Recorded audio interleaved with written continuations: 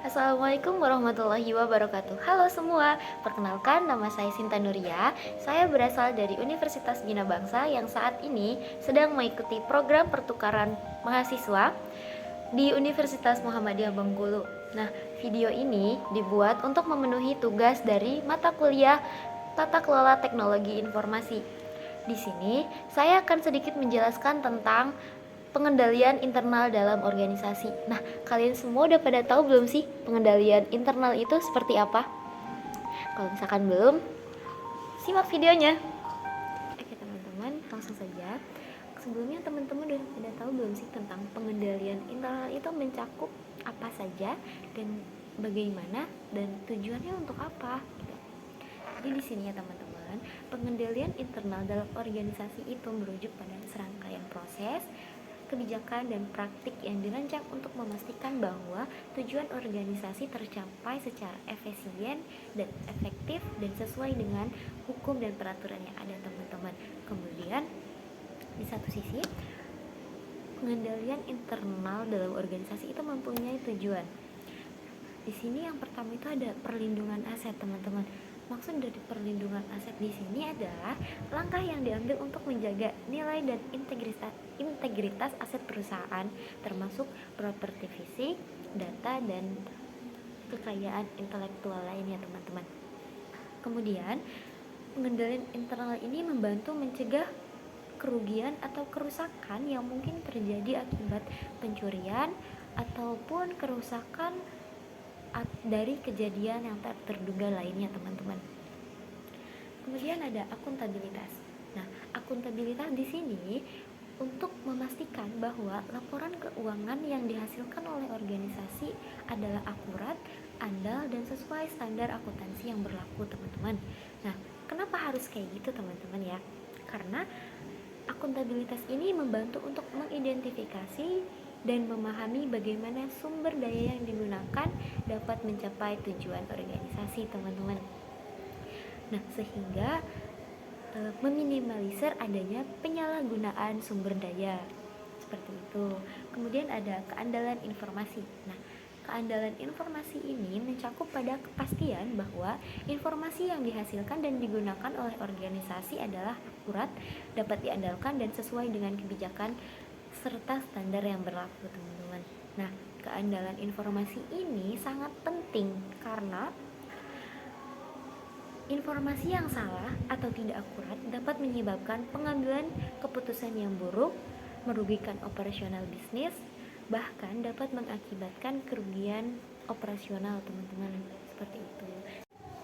Oke teman-teman, kemudian di sini ada efisiensi operasional. Nah, efisiensi operasional di sini untuk meningkatkan efisiensi dan produktivitas operasional dengan menerapkan prosedur yang efektif, menghilangkan hambatan, mengidentifikasi proses yang tidak efisien dan memastikan sumber daya digunakan dengan efektif. Maksudnya gimana? Nah, di sini tuh adanya di sini itu untuk mencegah penyalahgunaan sumber daya yang digunakan, kemudian juga pemilihan sumber daya yang efektif itu seperti apa, seperti itu teman-teman. Nah, kemudian dan dengan adanya kepatuhan di sini dimaksudkan untuk memastikan bahwa organisasi mematuhi semua hukum dan peraturan yang berlaku dalam operasinya, teman-teman.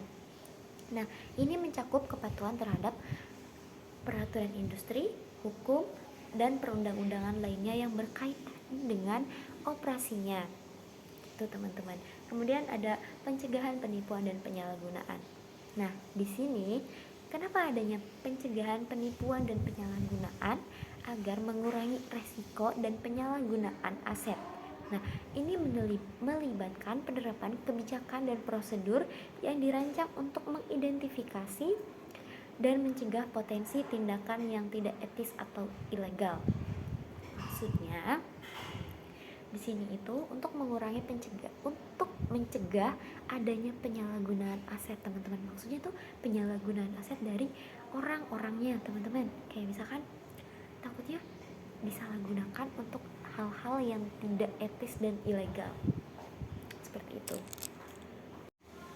Oke teman-teman, di sini kita bakal lanjut tentang komponen utama pengendalian internal dalam organisasi. Yang pertama itu ada kebijakan dan prosedur.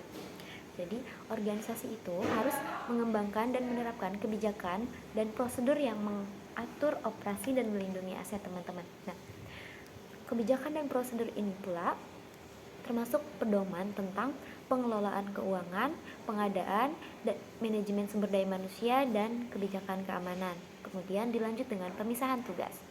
Pemisahan tugas ini berprinsip memastikan bahwa tidak ada satu individu yang memiliki kontrol penuh atas semua tahapan dalam suatu proses.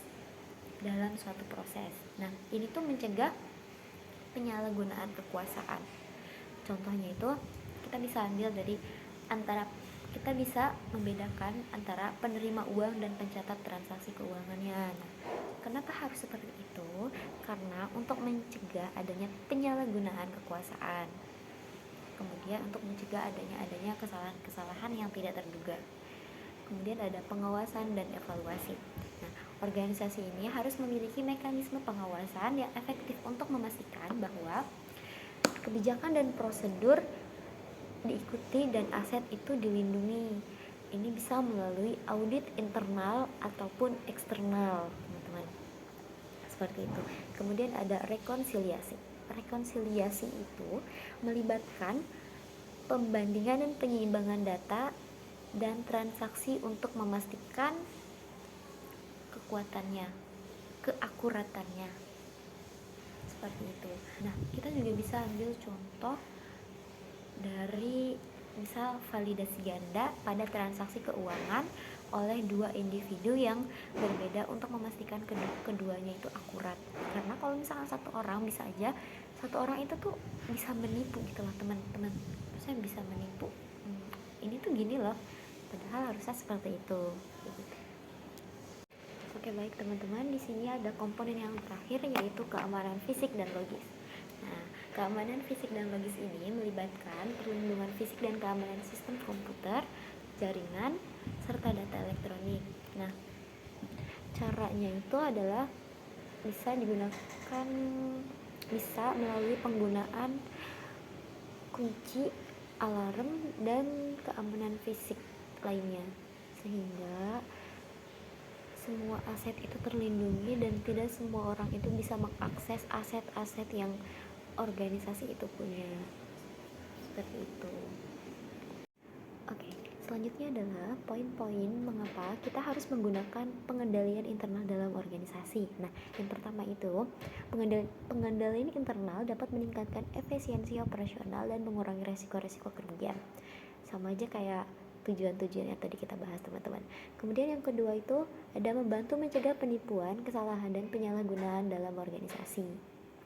Dan yang ketiga itu ada memberikan keyakinan kepada pemangku kepentingan bahwa aset organisasi aman dan data itu akurat.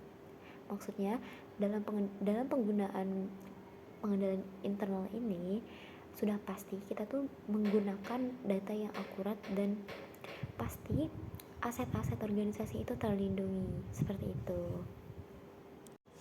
Oke teman-teman, nah jadi selanjutnya itu adalah tantangan mengimplementasikan pengendalian internal. Yang pertama itu ada biaya implementasi dan pemeliharaan pengendalian internal. Nah, dalam biaya ini sangat bervariasi ya teman-teman, tergantung pada ukuran dan kompleksitas organisasi serta jenis pengendalian yang diterapkan, teman-teman. Kemudian beberapa faktor yang mempengaruhi biaya tersebut itu melibatkan sumber daya manusia, teknologi, pelatihan, pemantauan, dan penyesuaian keberlanjutan, di mana kemungkinan biaya ini akan sangat besar, teman-teman. Namun perlu diingat juga bahwa meskipun implementasi dan pemeliharaan pengendalian internal melibatkan biaya, investasi ini dapat membantu organisasi mencegah kerugian, meningkatkan efisiensi operasional, dan mendukung pencapaian tujuan strategis. Gitu teman-teman. Jadi oleh karena itu biaya tersebut dapat dianggap sebagai investasi jangka panjang dalam keberlanjutan dan keamanan organisasi. Seperti itu. Selanjutnya adalah memastikan bahwa pengendalian internal tidak menghambat efisiensi operasional. Nah, ini merupakan tantangan yang penting dalam perancangan dan implementasi sistem pengendalian, teman-teman. Sebuah sistem pengendalian internal yang baik harusnya mendukung operasi organisasi tanpa membuatnya terlalu rumit atau memperlambat proses. Nah, dalam memastikan pengendalian internal itu tidak menghambat, kita bisa membuat beberapa strategi, teman-teman. Yang pertama, mungkin kita harus memahami resiko dan prioritas, terus juga ada evaluasi rutin, kemudian komunikasi efektif dan lain-lainnya, teman-teman. Masih banyak lagi. Nah, dengan merancang pengendalian internal dengan bijak dan secara kontinu mengevaluasi efektivitasnya, organisasi dapat mencapai keseimbangan yang baik antara menjaga keamanan dan mengoptimalkan efisiensi operasional. Oke teman-teman, yang terakhir adalah melibatkan seluruh organisasi dalam pemahaman dan penerapan pengendalian internal. Nah, di sini adalah langkah kritis untuk memastikan efektivitas dan keberlanjutan pengendalian. Nah, mungkin dari sini kita bisa membuat strategi untuk mencapai keterlibatan tersebut ya teman-teman. Mungkin dimulai dari komunikasi yang jelas, terus juga pelatihan karyawan, terus partisipasi karyawan, budaya kepatuhan, keterlibatan manajemen, pengakuan dan penghargaan, terus juga kita adakan forum diskusi dan umpan balik, terus penyediaan sumber daya dan dukungan, serta pemantauan dan transparansi dan pembelajaran dari kesalahan. Nah, dengan mengambil langkah-langkah ini, organisasi dapat membangun kesadaran, pemahaman, dan keterlibatan terhadap pengendalian internal di seluruh lapisan, teman-teman. Ini merupakan investasi jangka panjang dalam keberlanjutan dan keberhasilan organisasi. Oke teman-teman, yang terakhir adalah bagaimana perusahaan dapat dikategorikan baik dalam pengendalian internal. Nah, yang pertama itu, perusahaan harus memenuhi apa yang ditetapkan misi secara etis, kemudian menghasilkan data-data yang akurat dan dapat diandalkan, dan juga sesuai dengan undang-undang dan kebijakan perusahaan yang berlaku, serta menyediakan penggunaan yang ekonomis dan efisiensi sumber dayanya. Nah, yang terakhir itu ada menyediakan pengamanan aset yang tepat, teman-teman, seperti itu. Mungkin cukup sekian yang dapat saya jelaskan tentang materi pengendalian internal dalam organisasi ini. Semoga bermanfaat untuk kita semua. Wassalamualaikum warahmatullahi wabarakatuh.